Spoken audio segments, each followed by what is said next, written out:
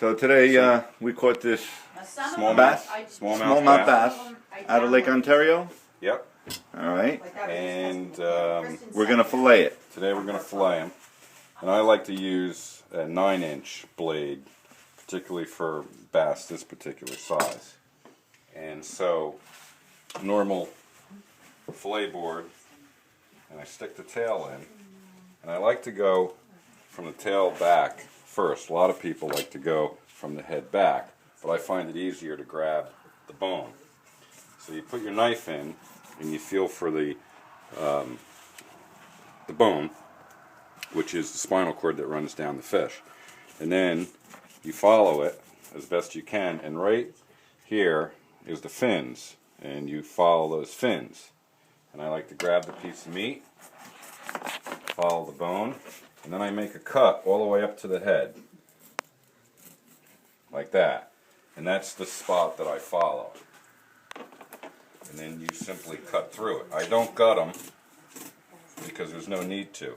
You keep your knife at just a slight angle to follow the bone, and you cut through the rib cage. And then I lift the gill, and you have the first fillet. Then I take the fish, I flip him over, make sure she's tight, and then the same deal. Find the bone, and you start following the bone, and just above the fins is where all the meat is. And then I pick it up, back, and I just follow right back.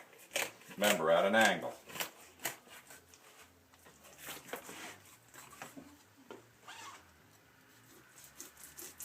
Now, how big is that Right fish? behind the How head. big is that fish? This is about 2.5 pounds. Now, if you had a 6-pound fish, would you do the same thing? Same thing, no matter what size. Right? Sometimes the bone is a little tough as you get closer to the head. And then you have those two pieces of fillet, and as you can see, there's not much except for bone left on the carcass. Then I like to clean my board a lot so it's not as slippery. Then to take the skin off, same thing. Clamp it. Now, this is the part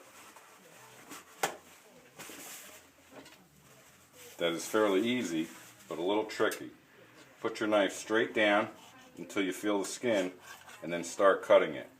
And then fillet knives, they have a bend to them. So you bend a little bit, and you just follow it all the way down. Right underneath the rib cage, so you don't cut through the bones, and you just get the skin. And then you have that piece, and the skin, and there's no meat on the skin. Then, for smallmouth bass, because of the bones, you can see the rib cage here. You simply take your knife at a slight angle on the rib cage, follow it all the way down, and right around the cage. And you get a boneless fillet. Now, a lot of people like to take this piece of meat, which has a lot of meat on it, but there are bones in it. But you'll see a lot of people put this in like a crock pot and make fish stew, and then you can actually eat this, and it's very good. Actually. But you gotta be careful with. But you got to take the bones. with Yeah. the bone out. Once it's in the crock pot, you could actually take the rib cage and peel it right out. Okay. And that's how you fillet a smallmouth bass. All right, Glenn. Thank you very much. You're welcome. Can we watch you do another one, or We can do as we have 6 more? 6 more in there, so we Well, can do quite a let's few. watch you do this one, and then And so I'll maybe do the we'll have to same do a thing. little editing. Straight down. Hold the knife flat to the table, underneath the rib cage, and right out the back.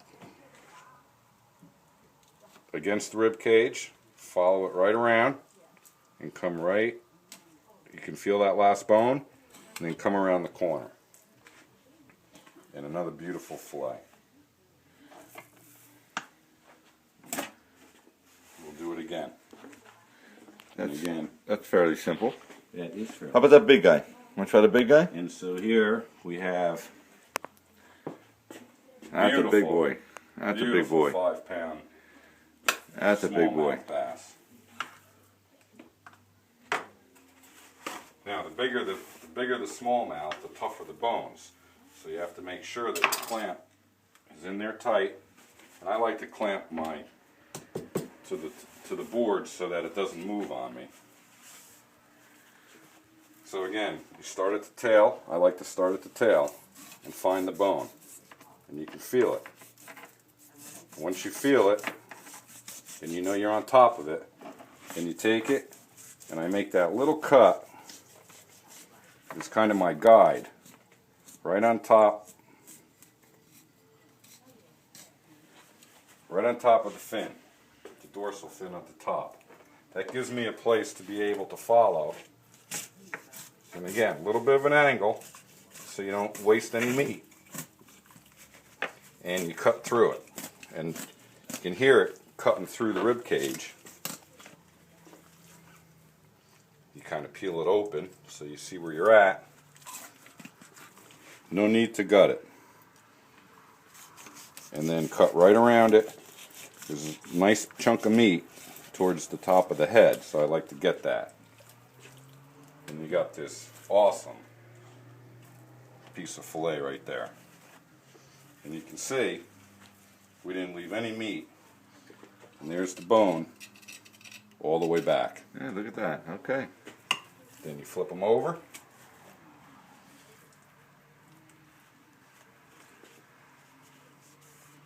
And you do the same thing.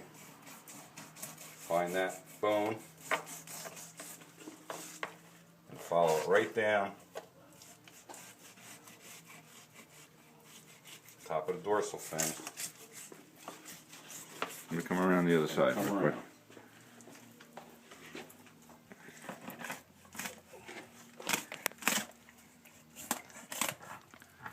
I can actually hear you cutting through the rib cage. Yep. That's when you know you got it in the right position.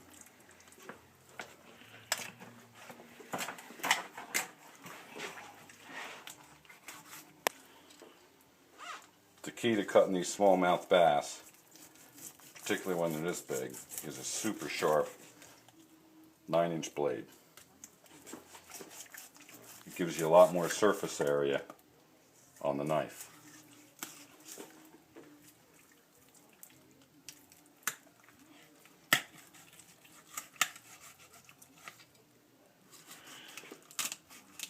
He's a tough one, but we got him.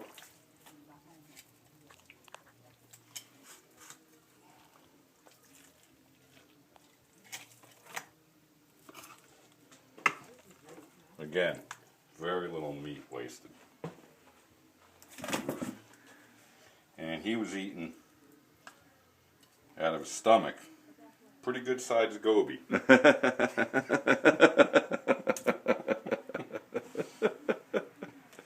Actually, it was a she. There was a couple of. That was a she. That was a she. That was a she. There was a little bit of egg in it. The other one was a male. This is going to be a beautiful fillet. This you feed 1/2 of the fish. Feeds probably 2 people, no problem. Again, I like to clean my table so the fish doesn't slip as much. I use a lot of paper towels because these, paper towels like this gives you a real good firm grip and the fish doesn't slip around on you. Obviously they're pretty slimy. So again, you follow it till you feel the skin, then turn your knife, push down so you get that knife nice and flat against your table. Curve. Yep. And you'll see that you get a great cut. pretty much no wasted meat at all. Yeah, how many fish do you cut until you need to sharpen that blade again? I usually do 2 fish, and then I use the Rapala sharpener, which I find really good. I mean, they're just easy tools. You clean the knife, put it down, straight out. I usually do 4 to 6 strokes, and you're done. And that's sharp. And it's razor sharp. And you'll see how easy this one cuts with the new sharp knife. It'll just come right in. Oh yeah. It just cuts it nice and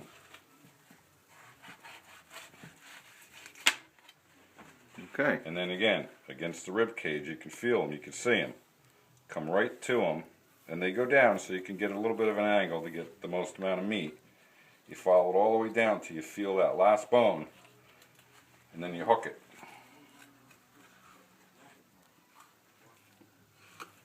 And you have beautiful fillet with absolutely no bones.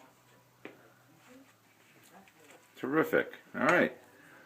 So that's today's lesson on how to fillet a bass. Thank you, Glenn. You're more than welcome.